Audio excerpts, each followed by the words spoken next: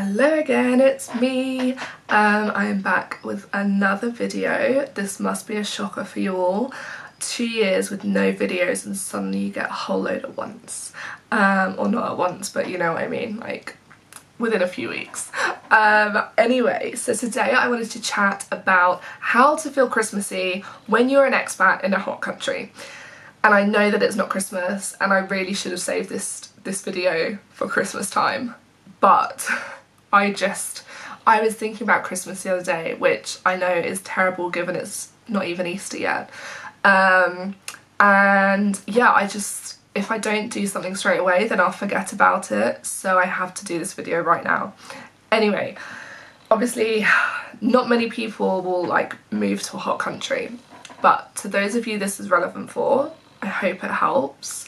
Now I obviously moved to Perth when I was 16 and then was there for 2 years, moved back to London, and then I moved to Sydney when I was 25 for a year and a half and then moved back to London. So I've done the whole moving from a cold country to a hot country twice, and I promise you that these are the things that are going to help you feel Christmassy when you are from a cold country and now living in a hot country.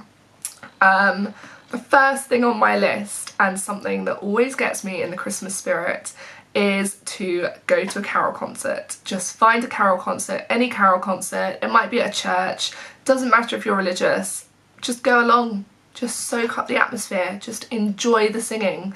Quite often they'll have them kind of in public spaces. In Australia they quite often actually have them on the beaches.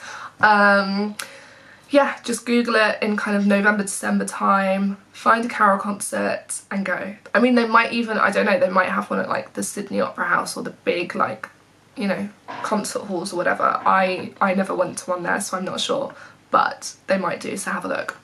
Likewise, if you're in a different hot country, just have a look for your local carol concerts. Another top tip is to look for like a cafe or anywhere that sells mince pies, especially if you're from the UK. I know that Americans don't really understand mince pies, so if you're American just ignore this point. Or go and find a mince pie and see what you're missing out on. But if you're British and you have moved to a hot country like Australia and you are struggling with the whole festivities and, you know, just feeling Christmassy, find a cafe that sells mince pies. And I know from experience it's very difficult to find a cafe that sells mince pies, but once you have found that cafe, go every single day, tell them how much you appreciate them selling you mince pies, and hopefully you're set for every single year from now on, and then each year you'll know exactly where to go for a mince pie. Because frankly in Australia the mince pies in the shops are just not as good. The only decent ones are the Mr. Kipling ones. All the other mince pies in like Coles, Woolworths, etc. are awful. Horrific. Do not try them. It's not worth it. So after you found a mince pie, you obviously need a roast dinner, like a proper roast dinner. It doesn't have to be Christmas Day, it could be just in the lead up to Christmas Day or Boxing Day or whatever. But find a pub that does a traditional English roast dinner. In Sydney there are a couple of places that kind of do Englishy style pub food, so they do pie and mash, they do roast dinners. So it's the Dove and Olive in Surrey Hills, and oh, where else was it? Oh my gosh, I think it's called the Shakespeare. I think. Dove and Olive definitely though, go to the Dove and Olive. I'm sure the other one is the Shakespeare. I think so. Check in the description below and I'll put it in the description below. Anyway, so as well as finding a good pub that does good English kind of traditional, you know, winter comfort food, you are also obviously going to want to start listening to Christmas music very early. And the same goes for Christmas films. Crack them out as soon as it gets to November, get yourself in that Christmas spirit, blast those tunes, watch every Christmas movie you can find, and I promise you it will help, okay? I promise.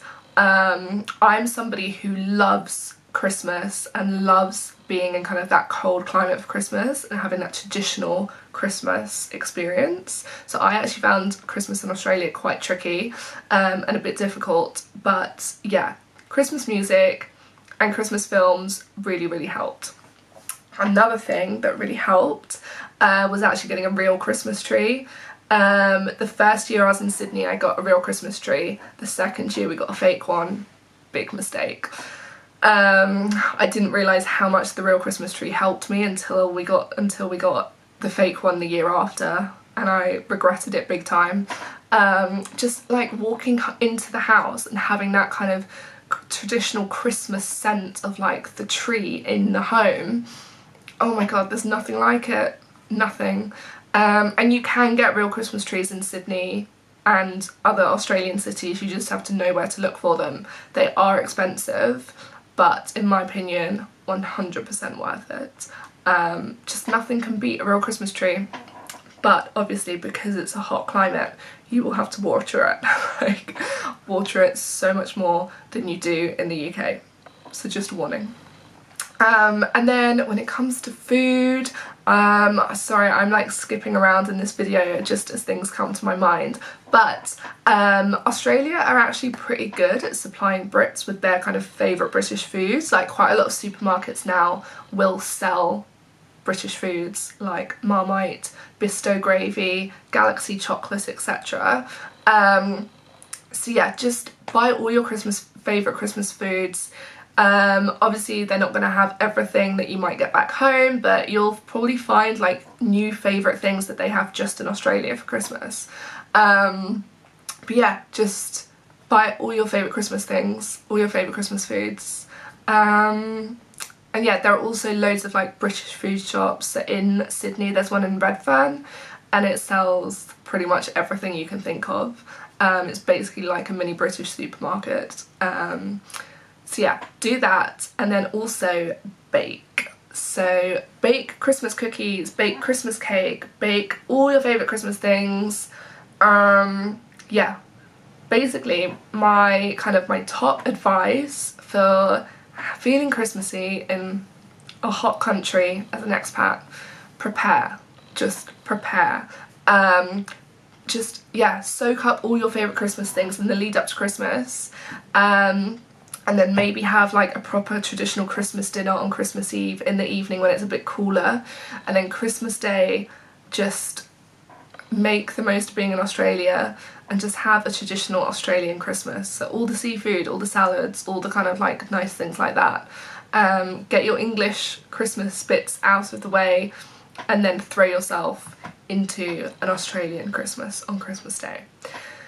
Yeah, and of course make sure you make bubble and squeak. Make sure you make those Yorkshire puddings, Brussels sprouts, roast potatoes, bung it all together, fry it all up for a nice bubble and squeak. Done. Easy. Anyway, thank you so much for watching. I hope this has helped. If it has, even if it hasn't, please give a little like, subscribe if you're not already, and I will give you some more content very soon. Bye!